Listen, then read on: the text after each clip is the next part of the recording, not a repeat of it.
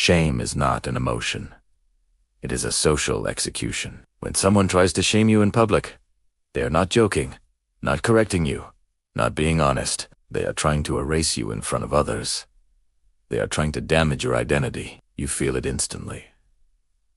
The heat rises in your neck. Your chest tightens. The room feels suddenly quiet, like all eyes are on you. You feel smaller, exposed, cornered.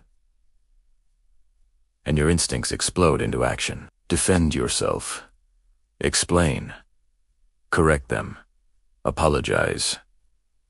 Attack back. But here is the brutal truth that decides everything. The moment you react, you lose. Because the moment you react, you accept their frame. You start playing the game they designed, and in that game, you are already cast as the weak one. Most people never recover from this because they don't understand what's actually happening. Shame hurts because your brain thinks you are about to be socially exiled. Thousands of years ago, shame meant being rejected by the tribe, and rejection meant death. So when someone says, "Why would you wear that?" Or did you really just say that? Your amygdala hijacks your logic. Your body panics. Your survival system turns on. And here's the rule of power that changes everything. In modern social hierarchies, the person who reacts is the person who is losing. The shamer knows this. They are counting on your biology. They want your voice to shake. They want you emotional. They want you explaining yourself. They want you to look down or rush to prove something. If you follow instinct, you play the role perfectly.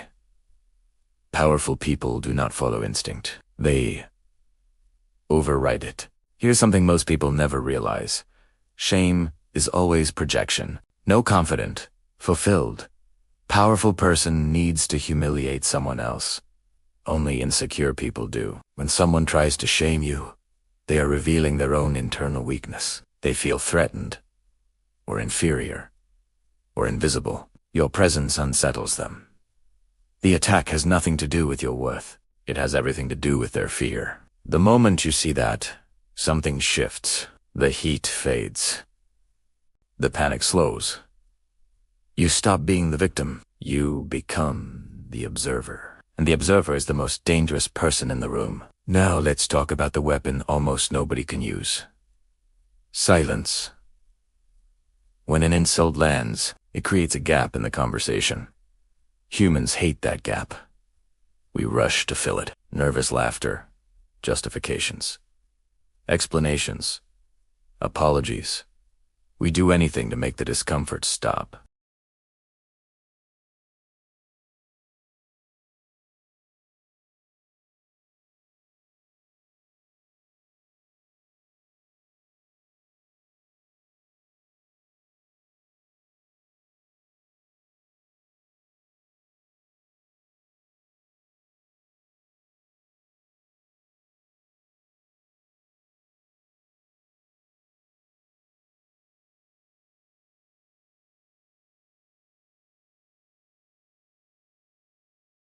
But silence is not weakness.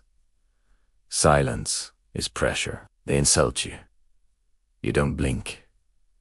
You don't smile. You don't frown. You look at them calmly. Neutral face. Still body. Not angry. Not amused. Just present. And in your head, you count slowly. 1, 2, 3. Those 3 seconds are devastating. The audience was waiting for your reaction. When it doesn't come, their attention shifts back to the attacker. Now the attacker feels exposed. The silence grows heavy, awkward, uncomfortable. But it's not your discomfort. It's theirs. You refuse to pick up the shame they threw at you, so it fell at their feet. And now everyone can see it. Most attackers panic at this point. They backpedal. "I was just joking." "Relax. Why are you so serious?" That's not confidence. That's desperation. Do nothing. Let the silence stretch. When you finally speak, you do not defend. Defense is surrender. Defense says, "Your judgment matters." Instead, you flip the frame. You treat their insult not as truth, but as strange behavior. They say, "Wow, You really messed that up. You pause. Tilt your head slightly and calmly say, "Are you okay?" Or even colder, "That was a strange thing to say out loud." Now watch what happens. We're no longer talking about your mistake. We're talking about their emotional outburst. You are calm. They are unstable. You have framed yourself as the rational adult and them as the reactive child. And now they start explaining themselves. And remember this rule forever. The one who explains is losing. Sometimes the most powerful move is even simpler.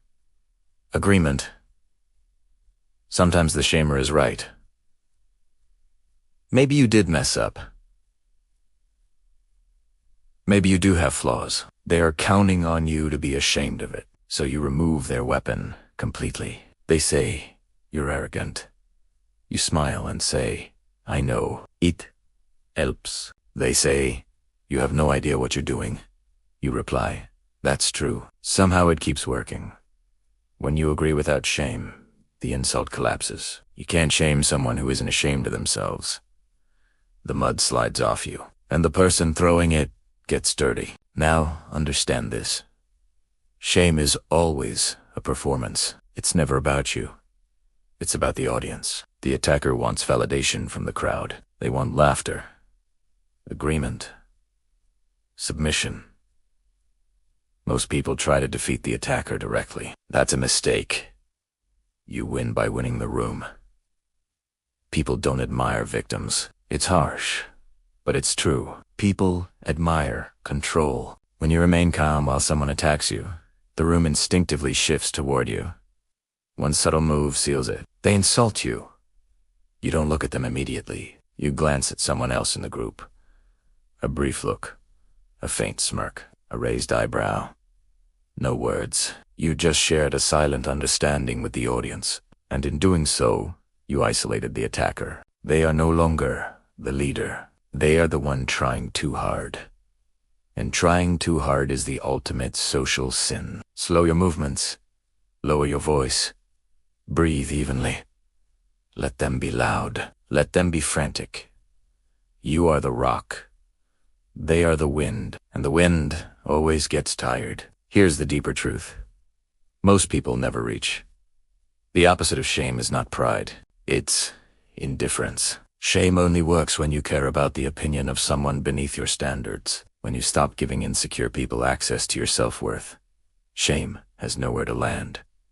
To reach that level, you must accept yourself fully. Your flaws, your mistakes, your past. The things you hide are the things people can use against you. When you hide nothing from yourself, no one has ammunition.